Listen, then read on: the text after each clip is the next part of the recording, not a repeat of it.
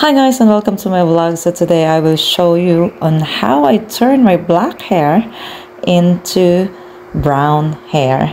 So here we go, come with me and stay in my whole video so you can see how I do my transformation for my hair. Let's do it.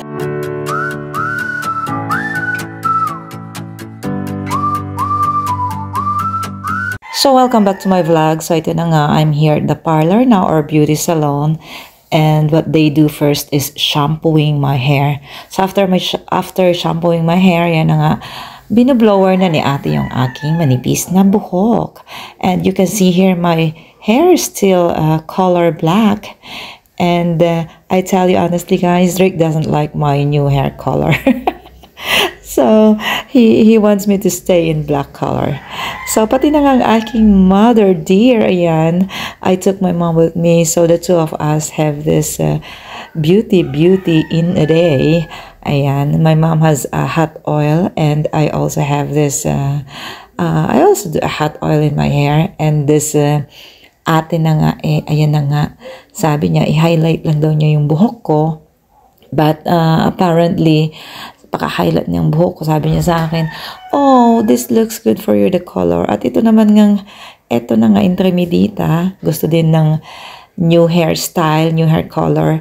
And I say yes to that. So, kaya nga ito, ewan ko ba, nung nilalagay niya sa aking buhok, parang semento, matigas. Ayan, so ito, ganito yung pag-highlight ng buhok. Put foil in the hair and my mixture of something. So sila lang ang nakakaalam ng kung anong mixture ang nilalagay dyan sa buhok. Nakala mo binibake yung aking ulo sa loob ng oven at may pa-foil si ate. So yun na nga, manipis kong buhok ay nilagyan ng foil para natuloy akong Christmas tree, kumikinang. So ito nga yung aking looks. After na naghihintay ako, siguro, I think mga less than an hour ng paghihintay bago niya ito banlawan ang aking buhok. Ayan, so, ayan, nakikita nyo naman ang itsura ko. Ayan, may pa-showy pa ng legs. So, feeling ko magiging pretty ako ng aking new hair color. So, abangan na natin. So, ang aking Modra Bells, ayan, may pa-pedicure sa mamita. Saka iintay sa akin, inaantok siya. Ayan na, habang naghihintay siya sa kanyang hot oil, ang ulo niya ay parang ayan, pero natuwa naman siya sa kanyang pedicure. At syempre may pa-manicure din kami, o diba? Eto na nga, na-shampoo na ulit, may papahid-pahid na ng pakulay na. Ayan, so shampoo ulit nang tinanggal yung foil at eto na, ginagawa na niyang ewan ang aking buhok. So oo na lang ako ng oo, yes nang yes kung anong gawin sa akin, basta sabi ko yung gumaganda ako. Ang tanong, gumanda nga ba ako sa bagong kulay ng buhok ko? So ito na yung kulay ng buhok ko. Ito daw ay tawag ng ash milk tea. Ash milk tea, ewan ko, I forgot already kung anong color yun ng aking buhok. So anyway, habang nagpapakulay nga ako, ang aking mamita naman ay nagpapamassage ng kanyang anit sa kanyang manipis ding buhok. So parehas nga kami, para fair naman ang laban. So it's a mother and daughter banding together. And also nagpa-manicure din ako. Syempre no, hindi lang ang aking mamita, pati na din ako.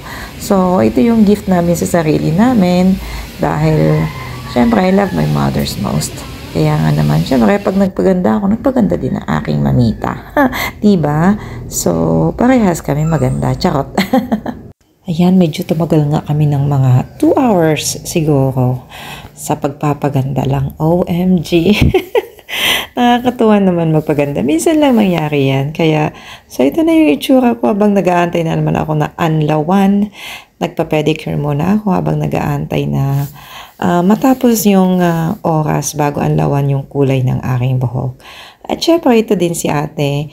Pinapili din niya ako ng kulay na gusto ko sa aking paa and I chose red. So I love red in my two nails. Parang bright kasi siya and feeling ko yun ang bagay sa paa ko. Charot. Lagi nilang bagay. At syempre tapos na. Ito na yung aking new look. Tingnan nyo naman. O diba? Brown, blondie. Ayan. So thank you so much for watching. See you again in my next YouTube video. Bye!